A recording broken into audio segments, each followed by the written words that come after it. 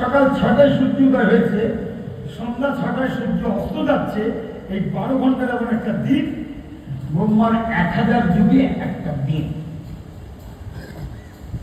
আমি সোজাঙ্ক বলছি, মন্বন্তর তন্মন্তরে গেলাম না, তাহলে কিন্তু গুলিয়ে যাবে, ধরে রাখা যাবে না। এইরকম 1000 যুগ চলে যাওয়ার পরে ব্রহ্মার নির্যাস, আমাকে যেমন এই যে 12 ঘন্টা চলে গেছে, একটা টাইম আমাদের এখন নির্যাস, রাত্রকাল, ব্রহ্মার ওরকম নির্যাস। তখন এই সৃষ্টি মহাপ্রলয় হবে। কি হবে না? প্রলয় অনেক রকম, কিঞ্চিত প্রলয়। ওই সুনামি হয়েছিল না, 3 মিনিটে কয়েক লক্ষ প্রাণী মারা গেছে, শুধু তো মানুষ না, মৎস্য থেকে শুরু করে অনেক কিছু মারা গেছে। বলছে ওটা কিঞ্চিত নয়, পুরাণ বলছি কিঞ্চিত নয়, খণ্ড নয়। এরপরে একটা আছে লয়। এমন এমন ভূমিকম্প হয়, দেশের মানচিত্রই পাল্টে যায়, অসংখ্য মানুষ মারা যায়, দেশের মানচিত্র পাল্টে যায়, রাস্তাঘাট থাকে না, হয় না ভূমিকম্পে। ওইটাকে বলছে লয়, একটা দেশ দুটো দেশ লয় হয়ে গেল। আর সর্বশেষ হচ্ছে মহাপ্রলয়। মহাপ্রলয় হচ্ছে পাতাল থেকে ব্রহ্মলোক পর্যন্ত লয় হবে। তখন সৃষ্টিতে যত মানব, যত প্রাণী, দেবতা, তক্ষ, দেবতার উপর মৃত্যু আছে, দেবতা, তক্ষ, যক্ষ যারা আছে সবার মৃত্যু। প্রত্যেকের আত্মা দিয়ে ব্রহ্মাতে বর্তাবে। সব আত্মা কোথায় যাবে? ব্রহ্মা। ব্রহ্মা সব আত্মা নিয়ে নারায়ণের গর্ভদেশে শায়িত হবে, মানে ঘুমিয়ে পড়বে। সৃষ্টি চক্রটা কেমন চলছে আমি ঠিক বলছি, ব্রহ্মবৈবর্ত প্রাণ থেকে। তাহলে ব্রহ্মাকে পিতা নারায়ণের গর্ভে ঘুমালেন কতদিন? 1000 যুগ। কতদিন? মানে 12 ঘন্টা দিন আমাদের, সিস্টেমটা কিন্তু এক, সময়টা বেশি। সিস্টেমটা এক, সময়টা বেশি। আমাদের 12 ঘন্টা দিন, ওনার 1000 যুগ দিন। আমার 12 ঘন্টা রাত, ওনার 1000 যুগ রাত। এই 1000 যুগ যখন চলে যাবে, ব্রহ্মার তখন আবার নিত্যা বন্ধ হবে।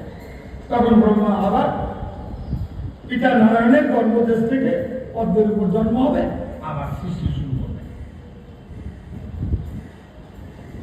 এইভাবে সৃষ্টিতত্ত্ব চলছে। তারপর সত্যতে তারপর একটা লয় আছে, ওই পরে আবার সত্য। এইরকম করে 28টা সত্য যুগ গেছে। আমরা কোথায় আছি এইটা মানে একটু আপনাদের বুঝাবার জন্য কথাগুলো বলছি। আমরা কোন পজিশনে আছি? 28টা সত্য গেছে, 28টা তেতা গেছে, 28টা দাপর গেছে, এখন 28তম কলি চলছে। আমি এটা ভাগবতেই আছে, এটা ব্রহ্মবৈবর্ত পুরাণে যেতে হবে না। ভাগবতে কি বললো? এই যে গত দাপরটা গেল, এই গত দাপরটাকে বলা হয়েছে অষ্টবিংশ দাপর। এই মন্বন্তরে অষ্টবিংশ দাপর মানে 28তম দাপর গেছে, এখন 28তম কলি চলেছে। কিন্তু এর আগে যে প্রথম সত্য, এই পরের 27টে নয়, প্রথম যে সত্য, সেই সত্যকে বলা হয়েছে শ্বেতকল্পের সত্য যুগ। এই গয়ের লীলাটা সেই সময়, এই গত সত্য যুগে নয়। আপনারা বুঝতে পারবেন তো? বুঝতে পারছেন তো? ব্যাস, আসুন। এখানে উল্লেখ করে দিয়েছে শ্বেতকল্পের তার আবির্ভাব, এই জন্য শ্বেতকল্পটা উল্লেখ করে দিয়েছে, তাহলে শুধু সত্যযুগ লিখে দিত। পুরাণ থেকে তোলা আছে কেন? কোলাহল পর্বতে দীর্ঘ সহস্র বছর ধরে কুম্ভক সমাধি যোগে তার কঠোর তপস্যা। সত্যযুগে তো তপস্যা, সত্যযুগে তপস্যা। সেই যুগে যা সিস্টেম ছিল সেই অনুযায়ী তারা ভজন করেছে। আর আমাদের যেমন হরিনাম সংকীর্তন কলিতে আমরা সেটা করছি। তাহলে কি হলো, কোলাহল পর্বতে দীর্ঘ সহস্র বছর, 1000 বছর ধরে। কেমন? সত্য যুগে মানুষের আয়ু, এমনি এই সত্য যুগেও তাই, গড় আয়ু ছিল 1 লক্ষ বছর। গড় আয়ু, গড় আয়ু। কেউ 1 লক্ষের বেশি বাঁচতেন, কেউ 1 লক্ষের কম বাঁচতেন, কেউ 1 লক্ষ বাঁচতেন। গড় গড় তাহলে সত্য যুগে গড় আয়ু 1 লক্ষ। ত্রেতা যুগে 10,000। ত্রেতা যুগে 10,000। রাজা দশরথ 11,000 বছর বেঁচে ছিলেন, কিন্তু পুত্র শোকে মারা যাওয়ার পরেও তার 2,000 বছর আয়ু ছিল। তাহলে 11 2 তাহলে 10,000 বছর গড় আয়ু। সবাই তো শুধু 10,000 বাঁচতেন, কেউ 15,000 বাঁচতেন, কেউ 5,000 বাঁচতেন। এটা হচ্ছে গড় আয়ু। সত্য নেতা, তারপরে 1000, তারপরে 1000। প্রথম দিকে 1000 ছিল, তারপর 8,64,000 বছর, তারপরে বয়স। তাহলে 8,64,000 বছরের প্রথম দিকে যারা ছিলেন তাদের গড় আয়ু ছিল 1000 বছর, কিন্তু শেষের দিকে যারা আসছেন তাদের কিন্তু আয়ু 1000 বছর ছিল না। কারণ শ্রীকৃষ্ণের সময় হচ্ছে দাপর যুগের শেষ। শ্রীকৃষ্ণ লীলা করলেন দাপরের শেষ। আর শ্রীকৃষ্ণ কতদিন লীলা করলেন? প্রকট লীলা 125 বছর। অর্জুনও এরকম। পঞ্চপাণ্ডব কারো দেখছি না যে 500 বছর কি 1000 বছর বেঁচেছে, বুঝতে পেরেছেন কথা? কিন্তু ছিল, প্রথমে ছিল। এইটা গেল সত্যতা দাপর। এই কলিতে পুরাণ ব্যাসদেব বলছে এই কলিতে হরিবংশ পুরাণে আছে, বলে দিলাম। তাও হরিবংশ পুরাণটা কিন্তু আমাদের 18 জনা পুরাণের মধ্যে পুরাণ নয়। কেন? ব্যাসদেব কয়েকটা উপপুরাণ লিখেছেন। শুধু 18 জনা পুরাণ লিখেছেন এমনটা নয়, কিছু উপপুরাণ লিখেছেন ব্যাসদেবেরই কলম। এই কলিতে গড় আয়ু 100 বছর। গড় আয়ু 100 বছর। আমরা যদি 100 বছর 150 বছর পিছিয়ে যাই, তাহলে আমাদের ঠাকুর দাদা বা তার বাবা এরকম যদি 150-200 বছর আগে যায়, হিসাব করে দেখা যাবে প্রায় 100 কাছাকাছি, 100-র উপরে এরকম আয়ু পেতে। আমার শ্বশুর বাসায় তো মানে 193 বছর মারা গেছে। এখন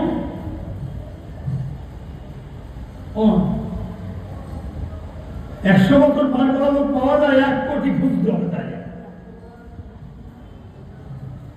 কিন্তু ব্যাসদেব তো বললেন এই কলিতে গড় আয়ু 100 বছর। আরে এই কলির প্রথম দিকে 100 বছর, একবারে হরিবংশ পুরাণে উল্লেখ করে দিলেন। এই মাঝামাঝি সময়ে কলির বয়স হচ্ছে 4,32,000 বছর। কলির বয়স আয়ু 4,32,000 বছর।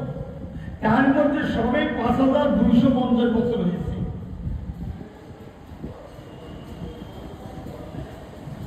কত বাকি? বাবারই বাড়ি, বাবারই খাইছে, বাবারই পড়ছে। আমার বাবা কাশে কপ থুতু ফেলে, তোমার আর ঘরে থাকলে হয় সিঁড়ির তলায় থাকো, না বৃদ্ধাশ্রমে পাঠায় দিই।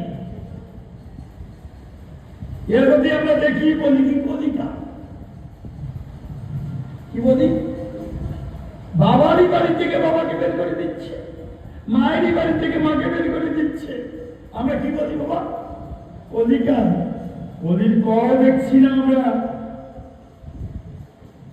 ভাগবতের 11 স্কন্ধে কলির বর্ণন আছে। ভাগবতের 11 স্কন্ধে সুখমণি পাঠ কলির বর্ণন করেছেন। কারণ ভাগবতটা যখন দিয়েছেন তখন তো কলি প্রবর্তন হয়ে গেছে। রাজা পরীক্ষিতের মাথায় করেই তো কলি নামতো, তাই না? কলিযুগের তো প্রবর্তন হয়ে গেছে। তাহলে এই জন্য কলির কথাও ভাগবতে বলা আছে। কলির বর্ণন আমি দুটো বলে যাই, আর বলবো না। গাভী গাভী থাকবে, গাভীর বাচ্চা হবে, গাভীতে দুধ থাকবে না।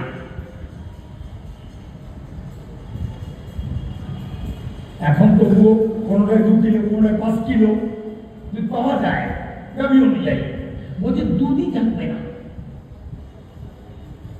আর ভাগবতে কংসের কথা আছে না?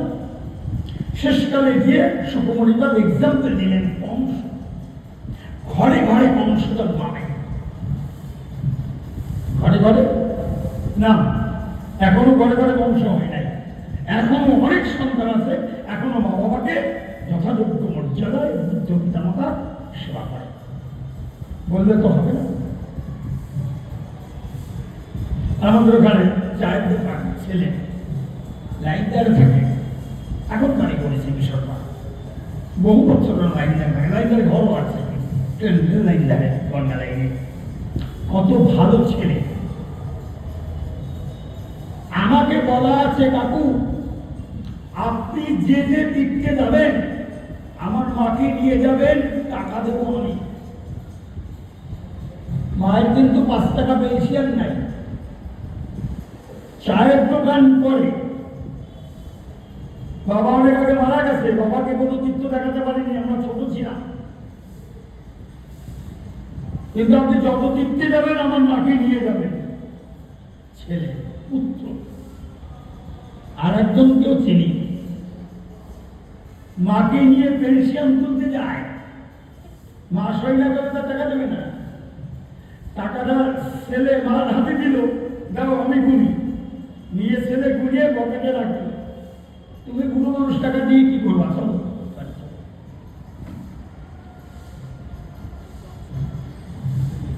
মায়ের টাকা মা দিতে যাবে, পেনশনের টাকা।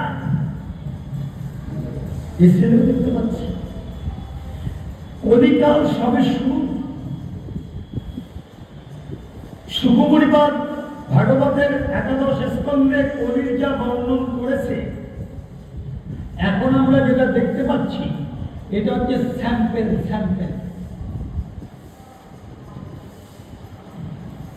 কাগজের উপরে থাকে না পিসি চন্দ্রায়ণ জুয়েলার্স ক্যাটালগ, এখানে এটা কিন্তু আসল না, এটা আসল ছবি। খুব সুন্দর নেকলেস, পিসি চন্দ্রায়ণ জুয়েলার্স, এটা তো ছবি, এটা তো নেকলেস না, অরিজিনাল না। এখনো তাই বলছে, এক্সাম্পল দিয়েছে। ওই রকম একটা দুটো যা দেখছি ওটা হচ্ছে ক্যাটালগ। তাহলে অরিজিনাল যখন শুরু হবে তখন কি হবে ভাবতে আমাদের মাথা নিয়ে যাবে। একটা এক্সাম্পল বলে যাই, সুকুমারীবাদ বলছে কংসের মতো ছেলে ঘরে ঘরে জন্মাবে কলির শেষের দিকে। এবং এখনো দেখা যাচ্ছে বাবা অর্থ সম্পদ জোগাড় করেছে, মৃত্যু বয়সে খাবে বলে ছেলে পেলেদের পড়াশোনা শিখেছে, এস্টাবলিশ করে দিয়েছে, কিন্তু তাতে তাদের হচ্ছে না।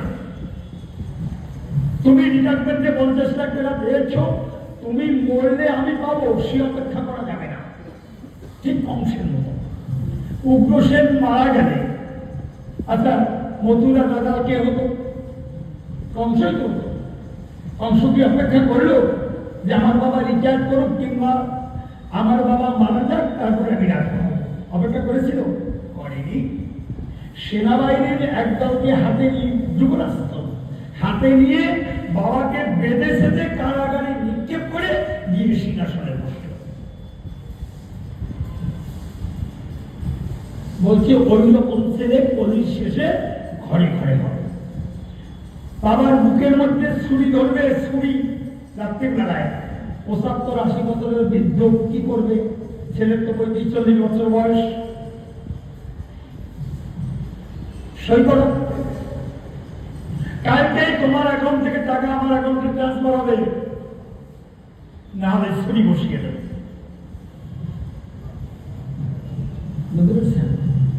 আমি খুব বাংলায় বললাম বুঝবার জন্য, এইভাবে ডিসক্রিপশন দিয়েছে বলে। আয়ু প্রথম হচ্ছে ১০০ বছর বড়ায়, তারপরে ওই পুরাণে হরিবংশ পুরাণে ব্যাসদেব বললেন মধ্যযুগে, মানে কলি যখন ৪,৩৫,০০০ মানে ২ লক্ষ হয়ে যাবে, তখন গড় আয়ু এসে যাবে ৫০ বছরে। গড় আয়ু ৫০ বছরে। কারণ আমরা তো দেখতেই পেলাম তারপরে ১০০০ বছরের কোন লোক ছিল না কৃষ্ণের সময়, ছিল না। অথচ প্রথম দিকে ১০০০ বছর গড় আয়ু ছিল। কলিও সে মাঝখানে হবে ৫০ বছর, শেষের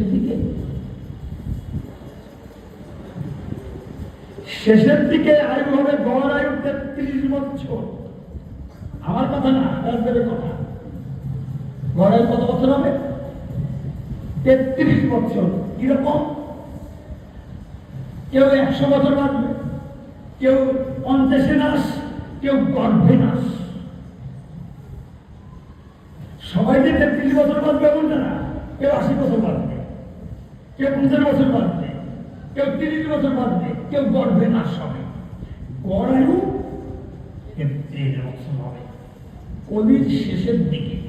কল্কি অবতার আসবার আগে আগে।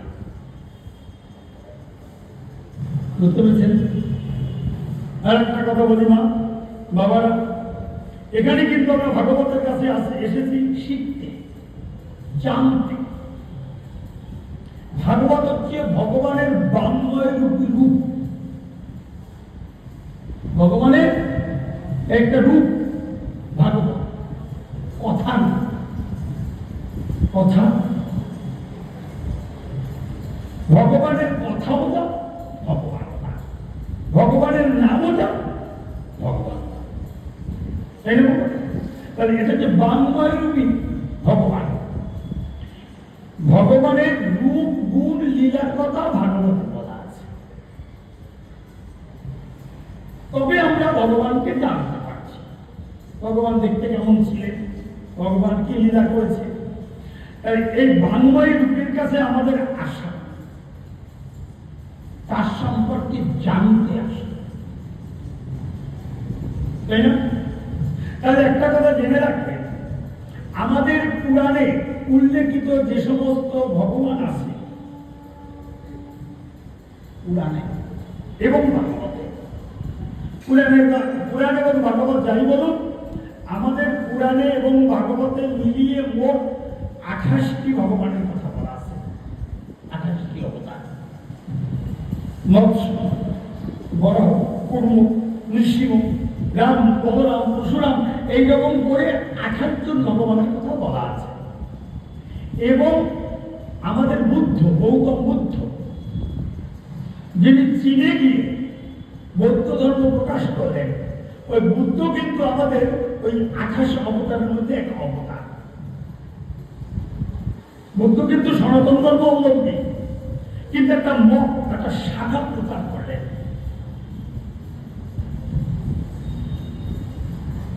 শুধু দুটো আলাদা, একটা হচ্ছে ইসলাম আর একটা হচ্ছে খ্রিস্টান। পৃথিবীতে সর্বমোট ৪টি ধর্ম, একটা হচ্ছে খ্রিস্টান, একটা হচ্ছে ইসলাম, আর একটা হচ্ছে সনাতন, আর একটা হচ্ছে বৌদ্ধ। বৌদ্ধ আর সনাতন এক, এপিঠ আর ওপিঠ। শ্রীকৃষ্ণ গীতা দিলেন, বুদ্ধদেব ত্রিপিটক দিলেন। ত্রিপিটকে গীতায় যা বলা আছে, ত্রিপিটকে তাই বলা আছে। গীতাতে পঞ্চবিধ মুক্তির কথা বলা আছে, ত্রিপিটকেও পঞ্চবিধ মুক্তির কথা বলা আছে। কিন্তু সনাতন ধর্মে যে শ্রীমদ ভাগবত দিলেন এটা কিন্তু বুদ্ধদেব দিতে পারে নাই। এটা একমাত্র আমরা পেয়েছি, একমাত্র ভারতীয় সনাতন ধর্ম অবলম্বীরা আমরা এই জীবনকে পেয়েছি। এই জীবনকে পেয়েছি মানে আমরা ভাগবত পেয়েছি। এটা কিন্তু বুদ্ধ দিতে পারে নাই। এটাই আমাদের অহংকার, এটা আমাদের গর্ব। এই প্রেম রস পৃথিবীতে দ্বিতীয় কোথাও নাই। দুইজনই তো প্রেম রস, একে অপরকে আস্বাদন করে, তাই না? রাধা কৃষ্ণ একাত্মা দুইতে বদলি আনন্দে বিলাসের আস্বাদন করি। সেই দুই একে হইলে চৈতন্য গোসাই আমরা আরো বেশি পেলাম। দুইজন একত্রিত হয়ে বলেন চৈতন্য গোসাই। প্রেম ওখানে রস দুই জায়গা থেকে আস্বাদন করেছে বৃন্দাবনে, আর এখানে একই রকম আসি আমরা। তাহলে আমাদের এরপরে কলিতে গড়াই 33 বছর হবে। আর যে কথা বলছিলাম, এই 28 অবতারের বাইরে, এই 28 অবতারের বাইরে 28 অবতারের মধ্যে কৃষ্ণ বলরাম উল্লেখ করা আছে। ওই 28 অবতারের মধ্যে যে কৃষ্ণের কথা বলা আছে তিনি হলেন দেবকী নন্দন, বসুদেবের পুত্র। ভালো করে শুনে যান, তিনি হলেন পুত্র দুটো না, একটা তো দেবকী আর একটা যশোদা। দেবকীর যে পুত্র, সেই পুত্রের কথা ভাগবতে উল্লেখ করেছে 28 অবতারের মধ্যে। কৃষ্ণ শব্দটি বলা আছে বটে, কিন্তু তিনি যশোদানন্দন নন। আপনার কথাগুলো বুঝতে পারছেন তো? আপনারা যদি বুঝতে না পারেন আমার বলাটাই মিথ্যা হবে। জন্মলীলা শুনেছেন না আপনারা, যে দুটো পুত্র দুই জায়গায় আবির্ভূত হয়েছিল? আমার শুনেছেন তো? তাহলে আপনারা বুঝতে পারবেন। একটা পুত্র তো হয়নি, মানে বসুদেব তো পুত্র নিয়ে গেল, তাই নিয়ে গিয়ে সেখানে একটা পুত্র দেখবো না? একটা কন্যা একটা পুত্র, তবে তো দুটো পুত্র এক হল, তাই না? তাহলে বসুদেব যে পুত্রটাকে নিয়ে এসেছিল সেই পুত্রটাই হচ্ছে 28 অবতারের মধ্যে এক অবতার। কিন্তু যশোদানন্দন যিনি, তিনি কিন্তু 28 অবতারের বাইরে। বুঝতে পারছেন কথাগুলো? তাহলে আমরা 28 অবতারের বাইরে যশোদানন্দন কৃষ্ণকে পেলাম। নন্দলালার পুত্র তাকে পেলাম। তাহলে কয়টা ভগবান হলো?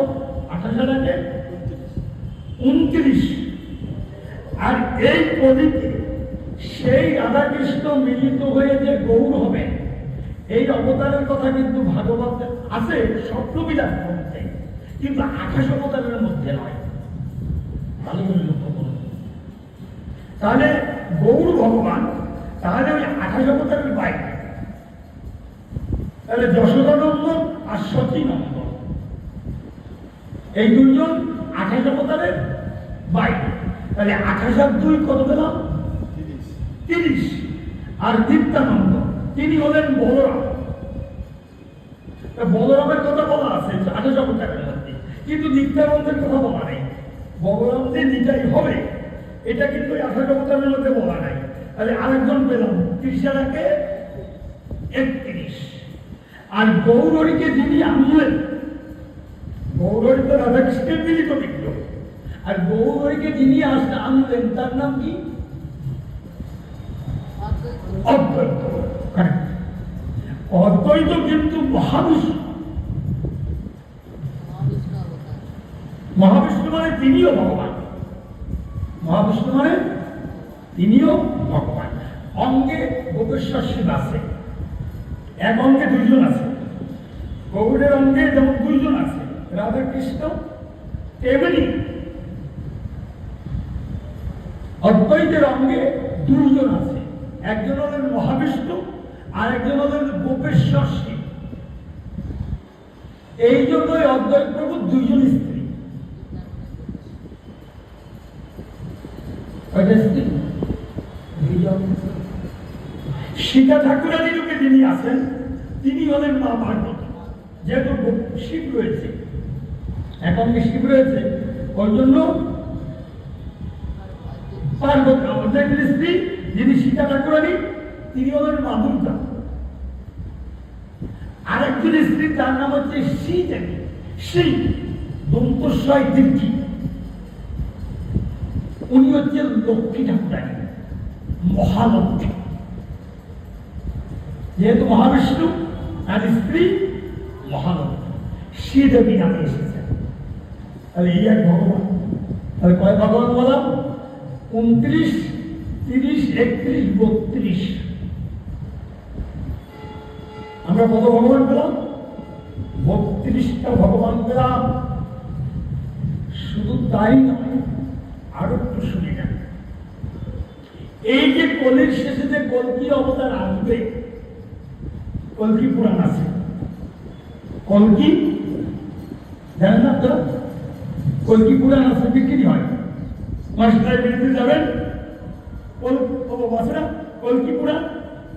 ভগবান রামচন্দ্র আসবার আগে কিন্তু রামায়ণ রচনা হয়েছে।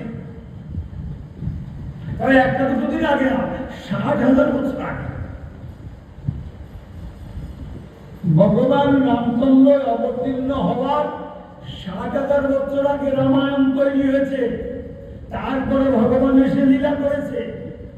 আর আমাদেরও কল্কি অবতার এখনো বহু বছর, লক্ষ লক্ষ বছর পরে আসবে। তার যে কি লীলা, কি বৃত্তান্ত, কোথায় আসবে, কেমন জন্ম হবে, কি করবেন, সব এখন কল্কি পুরাণে উল্লেখ করা আছে। এমনকি শাস্ত্র বলে দিয়েছে, এই যে প্রেমের অবতার নবদ্বীপে নিতাই গৌর সীতানাথ, এই প্রেমের অবতারের পরে এই লক্ষ লক্ষ বছর চলে যাবে, কোনো অবতার আসবে না। এই কলির শেষে একমাত্র ভগবান আসবে, কল্কি অবতার। এবার তো আপনাদের প্রশ্ন হবে, আপনি অবতার সম্পর্কে এত কথা কেন বললেন? কেন বললাম? এই যে আপনাদের এছাড়া উপস্থিত আছেন বা আমাদের এই দেহটাকে কিন্তু দেবদুর্লভ বলা হয়েছে। সব মানুষই কিন্তু দেবদুর্লভ নয়, সব দেহটা দেবদুর্লভ নয়। দেবদুর্লভ কেন বলেছে? দেবতারা ওখানে বসে আকাঙ্ক্ষা করে। দেবতারা যখন পরীক্ষিতের সবাই এসে রাজা পরীক্ষিত সুখমণিপদকে বলছিল, শ্রী গুরুদেব, ইন্দ্র দেবতাদের নিয়ে এসেছে, এই আমি কুম্ভ নিয়ে এসেছি, কলসি, অমৃতের কলসি, আপনি এটা দিন, নিয়ে আপনার শিষ্য পরীক্ষিতকে পান করিয়ে দিন। আপনার পরীক্ষিতকে তখন যদি দংশনও করে, ওর মৃত্যু হবে না। আর আপনি যে অমৃত, ভগবানের কথারূপ অমৃত রাজা পরীক্ষিতকে দিতে বসেছেন, ওইটা আমাদেরকে আসুন রাম পেয়ে সুখমণি কর্তার অত বোকা। তখন ইন্দ্রকে বললো, কি হয় ইন্দ্র, তুমি কি কাছের টুকরোর সাথে কাঞ্চনের তুলনা করছো? কি হয়?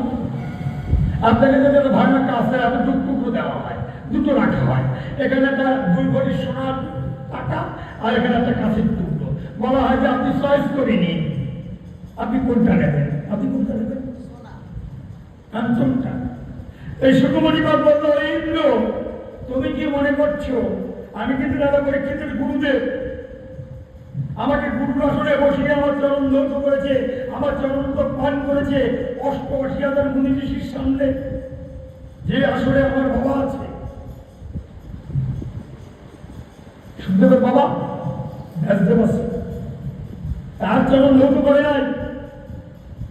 তার বাবা আছে, তার বাবা মানে সুখদেবের ঠাকুরদাদা, তিনি ওদের ঋষি পরাশর।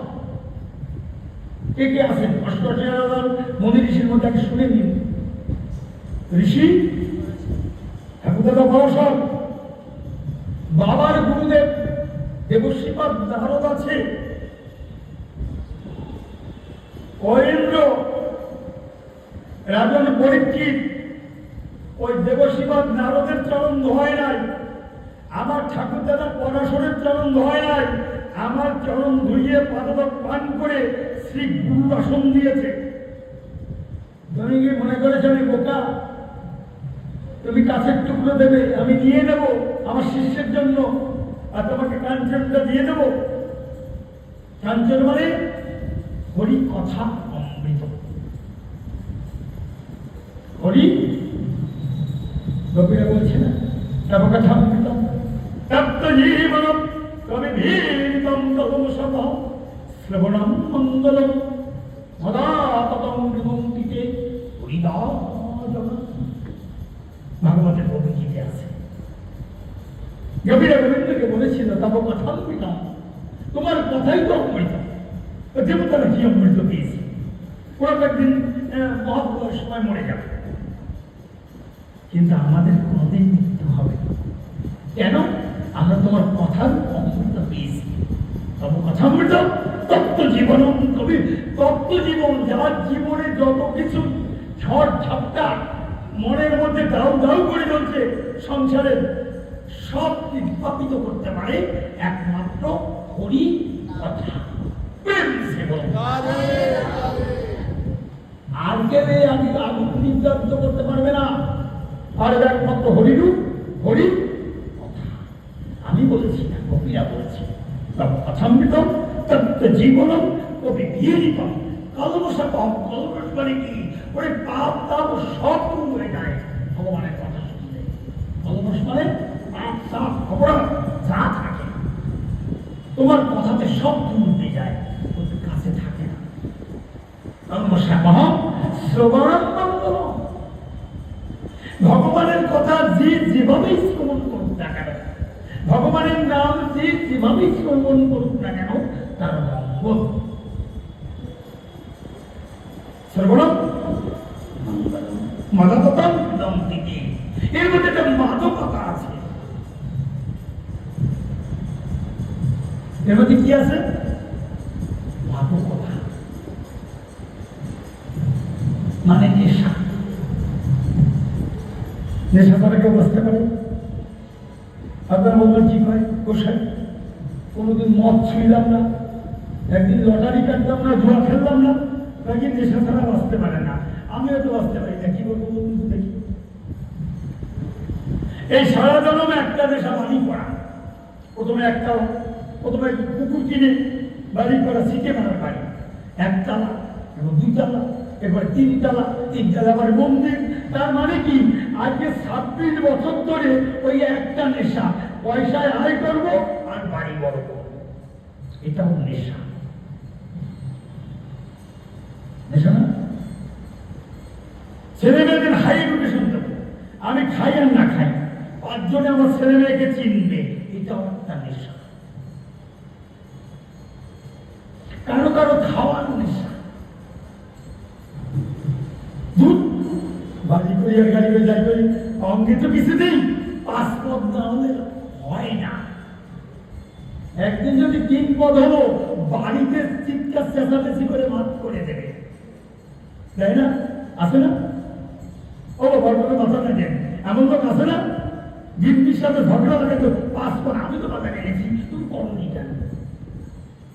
তবে খাওয়ারটা নেশা, ওটা একটা সিরিয়া, সেটা বলার অপেক্ষা রাখে না, নেশা। আপনারা সে নেশাগ্রস্ত নন, আপনারা হরির কথা শ্রবণের নেশা। এটাও কিন্তু একটা দরকারটা কি? সন্ধ্যাবেলায় এখানে আমি হলপ করে বলতে পারি, সবারই আছে ভালো ভালো বাড়ি, দালান বাড়ি, হ্যাঁ, কালার টিভি, হ্যাঁ, সোফা আছে, সেখানে বসবেন, এখন গরম গরম চা খাবেন, হ্যাঁ, নিজে হয়তো অনেকে করতেই হবে না, ব্যবহার করে এনে দেবে, তা না করে এখানে এসে চটের মধ্যে কম্বল টেনে বিছিয়ে বসছেন, কেউ নিজে বসতে পারেন না, কোথায় চেয়ার আছে টেনে এনে বসো, কেন? বাড়ি সোফার মধ্যে বসে এখন কালার টিভি দেখবেন, গরম গরম চা খাবেন। এখানে কিসের টেনে নিয়ে গেছে? নেশা।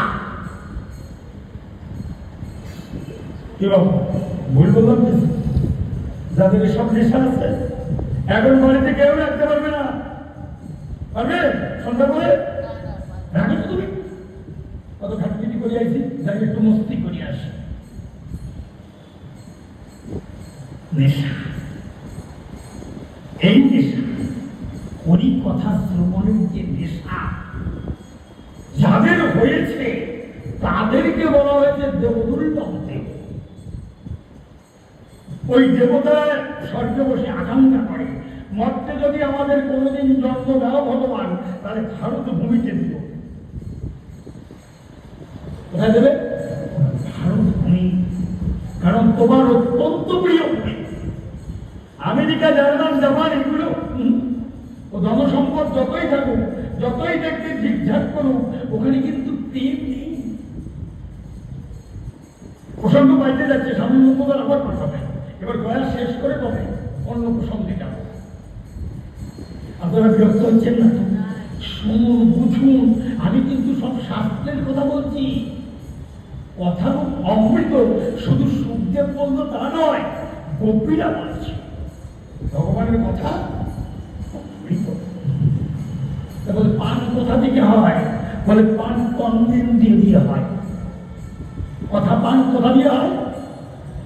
কর্ম ইন্দ্রিয় দিয়ে, এই সিদ্ধ দিয়ে। কথমৃতম তত্ত্ব জীবনম কবিভীরিতম কলমশপহম শ্রবণম মঙ্গলম মদতম বিনন্তিকে বৈদাজনা। যে তোমার কথা জগতে প্রকাশ করে সে দাতার শিরোমণি। বৈদাজনা মানে দাতার শিরোমণি। কই এখানে আসলে দেখি তো 250 গ্রাম বাতাসা। আমি তো একবার থাকবো ঘরে, আলোচনা দেখবো, এক ঘাড়ি করে রসগোল্লা দিতে দেখি না। ছুটি ছুটি আসেন কেন? আপনারা আসেন না, আপনাদের নিয়ে আসেন। আপনাদেরকে সবাইকে আনে না। মহা মহা সৌভাগ্য। এই কলিতে যারা হরিকথা শ্রবণ করে, ভাগবতীয় কথা শ্রবণ করে, তারা মহা মহাভাগ্যবান, মহা মহাভাগ্যবতী সুখময় বাস করেছে। আসি আমরা গয়া নিয়ে কত দেখা যাক। তাহলে শ্বেতকল্পের সত্য যুগে গয়ের জন্ম কুসুমপুরে। এবার তিনি কি করলেন? 1000 বছর সেখান থেকে এতদূর আসলাম। 1000 বছর ধরে কুম্ভক খুব কঠোর দুর্গ পদ্ধতির তপস্যা করে পেয়েছিল ভগবান। দুর্গ শোনেন নাই? দুর্গ 5 মাস বাবাকে কাছাকাছি বলেছে, 5 মাস। আর এই 1000 বছর তপস্যা করেছে। কেন? তখন আইন ছিল 1,00,000 বছর। 1000 বছর তপস্যা করে থাকতাম না। কোলাহল পর্বতের দীর্ঘ সহস্র বছর ধরে কুম্ভক সমাধি যুগে তার কঠোর তপস্যা। সেই দারুণ তপস্যায় দেবতারা সম্মিলিত। দেখি ভক্ত ভগবানকে ডাকছে, ভক্ত ভগবানকে ডাকছে। তখন ছিল তপস্যার নিয়ম, তপস্যা করছে। তাহলে দেবতারা শঙ্কিত কেন?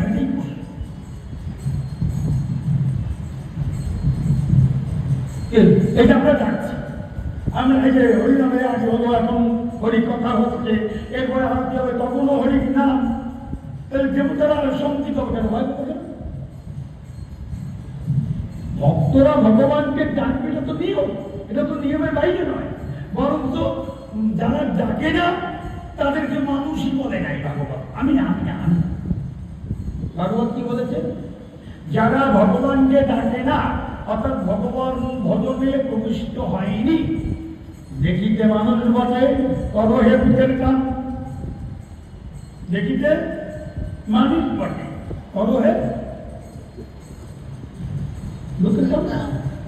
সারা জনম কাঁধার খাদ্যি খাদ্যা পয়সায় আয় করলাম, ভগবানের ভজনও করলাম না, 5 টাকা ভগবানের নামে খরচা করলাম না, পরের নামে জমাই গেলাম।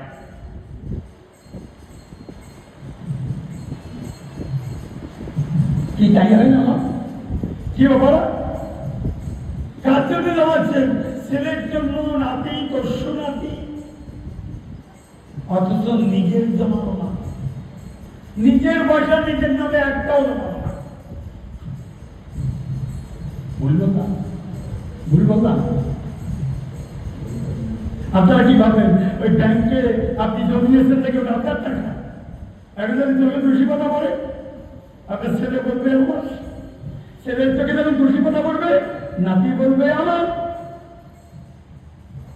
আপনি বেঁচে থাকতে থাকতে যদি ওই দেশের ব্যাংকে জমা করে, তবে ওইটা আপনার, তবে ওইটা আপনি। আমি তো ভাবলাম আমার নাতি পুতি, আমি ঠাকুর দাদা আমার অনেক নাম গান করবে, আমার ঠাকুর দাদা হ্যান লেগে গেছে ত্যান লেগে গেছে, আরে আমার নাম করবে না, নাম ডুবাবে, তার কি গ্যারান্টি আছে? আমার টাকা দিয়েই নাম গান করবে, আমার গোষ্ঠী তুলে গালাগালি দেবে। এটাই তো বলি।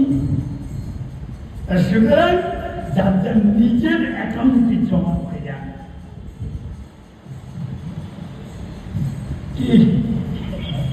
কিন্তু মহাজনের সিদ্ধান্ত আমরা বুঝি না তো, এই জন্য মহাজনগণ এই সিদ্ধান্ত নিয়েছে। বাবা এত কষ্ট অর্থ, আর লোককে সবাইকে সাথ দেয় না, সাথ দেয় সবাইকে কোনো সম্ভব পায় না। তুমি যখন পেয়েছ, তোমার নিজের কাজে লাগিয়ে দাও, গুরু গরু গোবিন্দের সেবায় লাগাও, ওইটা ওখানে জমা হয়ে থাকবে। আর সে আমরা তাহলে আজকে দেবতারা সঙ্গীত প্রশ্ন এখানটায়, দেবতারা কেন সঙ্গীত? দেবতারা সঙ্গীত আজকে যদি গয় অসুর কুলে না এসে কোন দেবকুলে আসত, ইন্দ্র ব্রহ্মা বা কোন দেবতা বরুণ তরুণ যারা আছে ওদের ছেলে পেলে হতো, তাহলে কিন্তু দেবতারা সঙ্গীত হতো না, মানে ভয় পেত না। সঙ্গীত মানে ভয় পেত না। তাহলে এখানে মুশকিল মীমাংসা করতে হবে। আর যদি দেবতাদের ছেলে হতো ভয়, তাহলে দেবতারা ভয় পেত না। ভয় পাচ্ছে যেহেতু অসুরের পুত্র, ত্রিপুর আসুরের পুত্র। কেন? আমরা পুরাণের চিরকাল দেখে আসছি, এই অসুরকুলের যারা যারা যাকে যাকে ডেকেছে, কেউ শিবকে ডেকেছে, কেউ ব্রহ্মাকে ডেকেছে, তপস্যা করেছে। অসুরেরা সাধারণত হয় শিব না হয় ব্রহ্মার উপাসনা করে, এরা ভগবানকে সাধারণত ডাকে না। পুরাণে যত যত আছে, হিরণ্যকশিপু ৫,০০০ বছর খুব তপস্যা করেছিল বাবা, ভগবানকে ডাকে না। তারপরে ভস্মলোচন অসুর পুত্র, এই ভস্মলোচনের কথা বলেই চলে যাব। তা ভস্মলোচন দেখেন অসুর পুত্র কি মূর্খ, হাজারো হাজারো বছর তপস্যা করে দেবাদিদেব মহাদেবকে প্রকট করে। মহাদেব প্রকট হলো, প্রকট হয়ে বলছে, হ্যাঁ লোচন, নাম ছিল লোচন, লোচন তুমি চক্ষু উন্মিলন করো, আমি এসে গেছি, তোমার ইষ্ট আমি সেই দেবাদিদেব মহাদেব। যখন গম্ভীরে বললেন, তখন লোচন চোখ খুলল। চোখ খুললে সামনেই দেখছি দেবাদিদেব মহাদেব। আহা বেশ। মহাদেব বলতে, তুমি এত কঠোর তপস্যা করেছ, আমি এসেছি, তুমি বর প্রার্থনা করো।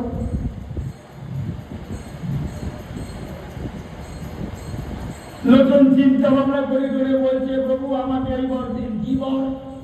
আমার হাত যার মাথায় রাখবো সে যেন ভস্ম হয়ে যায়। বলেন তো, লোচনের হাত আমার মাথায় রাখলে আমি ভস্ম হবো, আর লোচনের লাভ কি হবে? বলেন, আপনারা আমাকে বলেন, লোচনের কোন লাভ আছে? বরং তো যদি বলতো, প্রভু আমাকে এই বর দিন, আমার হাত যার মাথায় রাখবো সে তপস্যা করুক আর না করুক, তোমার শিবলোকে যাবে। অসুস্থ বুদ্ধি জ্ঞান বুদ্ধি কিচ্ছু নেই, খালি বরের ক্ষতি চায়, বরের ক্ষতি। আর দেবতারা সাধুরা পরোপকার হয়। যে ব্যক্তি পরের ভালো চিন্তা করে না, আমি ভালো আছি আর পাঁচজনে যেন ভালো থাকে, এই চিন্তাটা যে করে না, সে কখনোই সাধু পদবাচ্য নয়।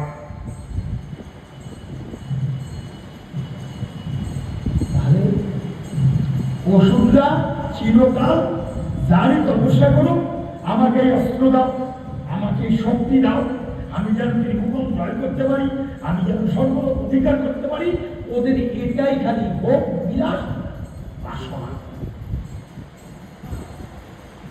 সাধুদের তাহাই না। এই জন্য অশ্বতনের কথা মনে করে দেবতারা শঙ্কিত হলে বয় তো মহাদেবকে ডাকছে না, মহাদেবকে ডাকছে না, গয় ব্রহ্মাকে ডাকছে না। কাকে ডাকছে? ভগবান নারায়ণ। এইবার দেবতারা চিন্তা করলেন, আরে বাবা, দেবাদিদেব মহাদেব যে বর্ষবতনকে তখন বর দিলেন, তথাস্তু, উনি আশুতুষ্ট, উনি ভক্তের উপরে এতটাই তুষ্ট হয়ে যায় যে কাকে কি বর দিচ্ছি এ কোনো হুঁশ থাকে না। দুজন, এক মহাদেব আর এক ব্রহ্মা। বুঝতে পারছেন? প্রীতি, ভক্তের প্রতি ভালোবাসা, এই অন্ধ ভালোবাসা ভালো না। অন্ধ ভালোবাসা। আচ্ছা বলেন তো দেখি, আপনাদের বাড়িতে সবারই নাতিপুতি আছে, যে নাতি এখনো বা পুতি এখনো আগুনের ব্যবহার শেখে নাই, হ্যাঁ, আপনি কোনো কারণে মশাল জ্বালিয়েছেন, এখন সে বায়না ধরলো, আমার কথা দাও, আমার কথা দাও। আচ্ছা আপনি কি দেবেন? আপনি দেবেন? এইটুকু জ্ঞান হারিয়ে ফেলে ওই দেবাদিদেব মহাদেব আর ব্রহ্মা। ফেলে না বাবা? আচ্ছা, হিরণ্যকশিপুর অত বড় অসুর, ব্রহ্মা জানে না? তিনি ভুবনকে দাপিয়ে বেড়াচ্ছে, সবার ক্ষতি করে বেড়াচ্ছে, আর তাকে তখন বল, সে চাইছে অমরই বল। আচ্ছা, হিরণ্যকশিপু যদি অমর হয়, এই সৃষ্টি থাকবে? থাকবে তো লয়পাট করে দেবে। তাই এই জ্ঞান নাই ব্রহ্মা? জ্ঞান আছে, কিন্তু প্রীতি ভালোবাসায় জ্ঞান লুপ্ত হয়ে গেছে। খালি বললো আমার তো অমরই বর দেওয়ার, বিশ্রাম দিতে হবে। হ্যাঁ, আমি 5 মিনিটের মধ্যে বিশ্রাম দিচ্ছি। তাহলে অমরই বর দেওয়ার আমার শক্তি নাই। তখন হিরণ্যকশিপুর চিন্তা করলো, আমাকে ঘুরিয়ে অমর হতে হবে। ঘুরিয়ে আমি এত বছর তপস্যা করলাম, অমর হওয়ার জন্য। ও ব্রহ্মা, তুমি আমাকে অমরই বর দেবে না? আমি ঘুরিয়ে অমর। তাহলে বলছে, প্রভু ব্রহ্মা, তুমি তো এই বর দিতে পারবে? বলে কি বল? হ্যাঁ, ওই যে দেবতারা আমাকে মারতে পারবে না, তক্ষ আমাকে মারতে পারবে না, যজ্ঞ আমাকে মারতে পারবে না, কেউ অস্ত্র শস্ত্র দ্বারা মারতে পারবে না, কেউ দিনে মারতে পারবে না, কেউ রাতে মারতে পারবে না। ব্রহ্মা তো তথাস্তু বলেই চলে। ব্রহ্মা একবার চিন্তা করলো না, ওর যে বরটা দিচ্ছি, ও যদি প্রকৃতপক্ষে অমর হয়ে যায়, আমার সৃষ্টি থাকবে? ভাবে নাই, এক একজনের একটু নাতি প্রীতি না, এই মশালটা হাতে দিলে বাড়িতে আগুন লাগিয়ে দেবে, এত প্রীতি। ও খেয়াল নেই, মশাল নাতি হাতে ধরিয়ে দিয়েছে। ব্রহ্মাটা তাই করলো। কিন্তু ব্রহ্মার উপরে একজন আছে, ব্রহ্মার উপরে তিনি হলেন ভগবান নাই।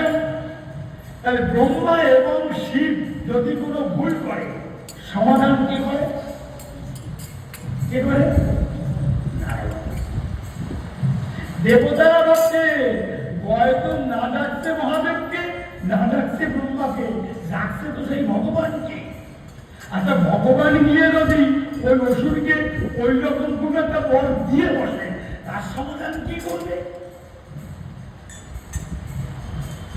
এই জন্য দেবতারা শঙ্কিত।